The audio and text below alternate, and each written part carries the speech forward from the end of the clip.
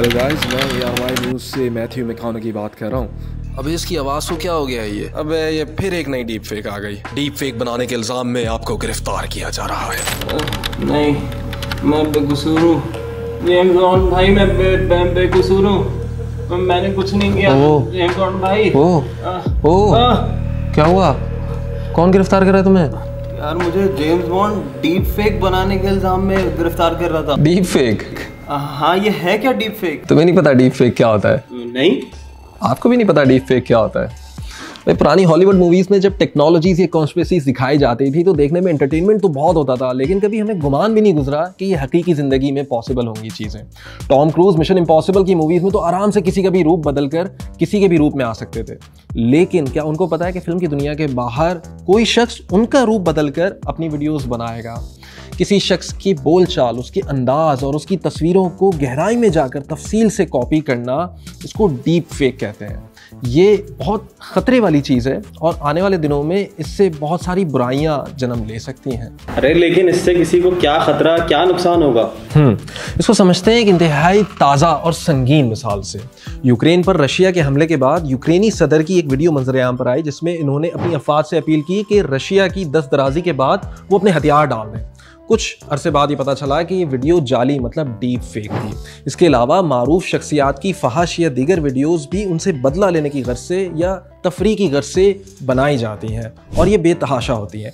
In fact 2019 के एक सर्वे में पता चला कि करीब 14,000 फहश वीडियोस डीप फेक बनी है पूरी दुनिया में, जिनमें से 96% अफराद जिनकी वो वीडियोस थी उनको तो पता भी नहीं था कि ऐसी कोई वीडियोस मार्केट में गर्दिश कर रही हैं। मारूफ अफराद की चूँकि वीडियोज़ और तस्वीर का ज़ख़ीरा इंटरनेट पे हमेशा मौजूद होता है, तो उनकी डीप फेक्स बनाना मतलब जाली वीडियोज़ बनाना निहायत आसान अमल है। तो ये डीप फेक वीडियोज़ बनती कैसे, और क्या मैं भी बना सकता हूँ?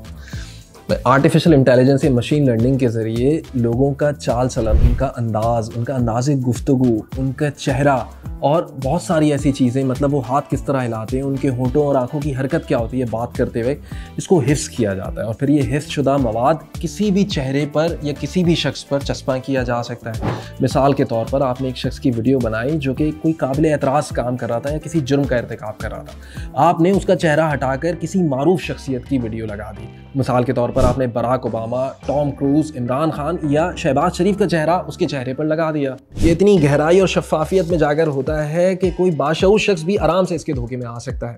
इसका एक और नुकसान ये है कि जब इसकी रसाई इंतहाई आसान हो जाए और आम हो जाए और हर शख्स डीप फेक वीडियोस बनाने के काबिल हो जाए, तो कोई हकीकी और असली वीडियो भी डीप फेक कहकर रद्द की जा सकती है, जिसकी वजह से ये सियासी प्रोपेगेंडा, सियासी रहनुमाओं और सियासी दुश्मनों के हाथ में एक हथियार के तौर पर भी इस्तेमाल हो सकता है। तहकीक है वो पीछे है और डीप फेक्स बनाने वाले ज़्यादा आगे हैं। सस्ता भी काम है। पहले समझा जाता था कि सिर्फ हुकूमतें या ताकतवर सियासी जमातें जिनके पास पैसा बहुत है या खुफिया एजेंसी जिनके पास पैसा और वसाइल भी हैं, वही डीप फेक बनवा सकते हैं। लेकिन जैसे जैसे टेक्नोलॉजी आगे बढ़ती जा रही है, डीप फेक बनाना आसान हो गया और आपके फ़ोन पे भी मौजूद हो सकता है।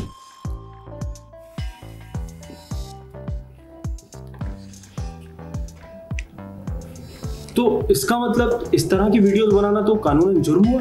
पीका ऑर्डिनेंस मतलब prevention of electronic crimes act के मुताबिक अगर कोई शख्स इसमें मुलविस पाया जाता है, मतलब किसी शख्स की जाली, फहश या ज़ाती वीडियोस बनाता है और उनको नशर करता है, तो इस शख्स को 5 से 7 साल तक की कैद और 50 लाख तक का जुर्माना या दोनों सजाएं हो सकती हैं। तो स्पेसिफिकली कोई कानून नहीं है ऐसा जो डीप फेक को रोकता हो, लेकिन आई थिंक ये कानून का जो सेक्शन है 21 ये उस पर अप्लाई हो सकता है। या अगर कोई शख्स ऐसा मवाद नशर करता है जिससे माशरे में इंतशार या नफरत फैले, तो ऐसे शख्स को 7 साल तक की सज़ा और 5 करोड़ तक का जुर्माना या दोनों सज़ाएं मिल सकती हैं। याद रखें कि डीप फेक के धोखे से बचने का इंतहाई आसान तरीका यह है कि किसी गैर मोतबर ज़रिए से आपके पास कोई वीडियो आए तो आप उस पर यकीन ना करें, और अगर कोई मुतनाज़ वीडियो आपके पास आए तो उसको गौर से देखें और अपने ज़ाती तासुब की वजह से उस पर यकीन ना कर लें। अगर आपके नज़रिए से पसंद नापसंद से ये वीडियो मिलती जुलती हो तो आप वीडियो पे पहले ही यकीन करेंगे। अरे यार वो मेरी वीडियो नहीं है, मैं नहीं हूँ उस वीडियो में। तो मेरी बात तो सुनो। Hello hello hello hello. क्या हो गया यार किसी ने मेरी डीप फेक वीडियो बना के मेरी बीवी को भेज दी है।